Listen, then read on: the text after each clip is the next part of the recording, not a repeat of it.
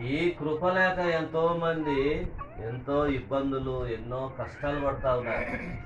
కానీ దేవుడు మన ఇంటికి కృప వెంబడి కృపను ఇస్తా ఉన్నాడు. దేవుళ్ళ వెంబడి దేవుళ్ళని ఇస్తా ఉన్నాడు. ఆశీర్వాదాల వెంబడి ఆశీర్వాదాలు ఇస్తూనే ఉన్నాడు.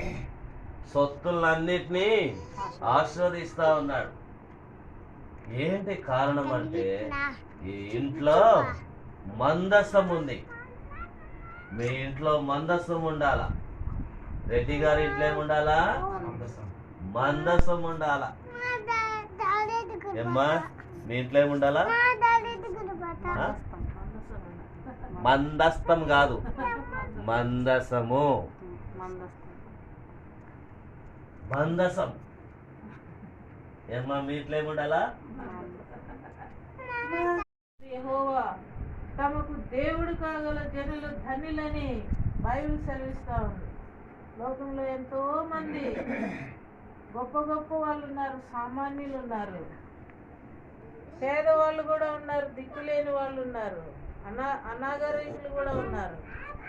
అలాంటి వారికి ఎవ్వరికి లేని గొప్ప ధన్యత, శ్లాఘిత నీ దాసుని మీరు జ్ఞాపకం చేసుకున్నారు, మీరు ప్రత్యేకించినారు. తన తల్లి గర్భంలో రూపింపబడక మునిపే మీరు ఏర్పాటు చేసుకున్నారు. దయగల తండ్రి, మీకెంతో వందనములు, స్తోత్రాలు చెల్లిస్తుంటున్నాం. ఒబేదేదో మీ ఇంటిని ఆశీర్వదించిన దేవుడు, రవి అన్న కుటుంబాన్ని కూడా మీరు ఆశీర్వదించినందుకే మీ స్తోత్రాలు చెల్లిస్తూ ఉంటున్నాం. మందసమును బట్టి మీకు వందనాలు చెల్లిస్తూ ఉంటున్నాం. మన్నా గల పాత్రను బట్టి మీకు వందనాలు చెల్లిస్తూ ఉంటున్నాం.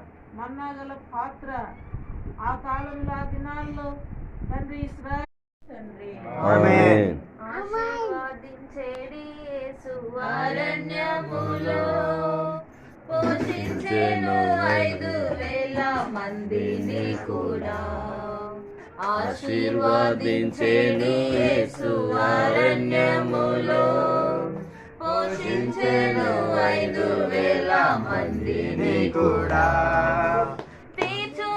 ప్రభువే ప్రతి అవసరతం, తీర్చును ప్రభువే ప్రతి అవసరతం. యేసు తన్ను తానే అర్పించెను నా కొరకై, యేసు తన్ను తానే అర్పించెను నా కొరకై. నా కొరకై అన్నీయు చేసెను యేసు, నాకింకా భయము లేదు లోకము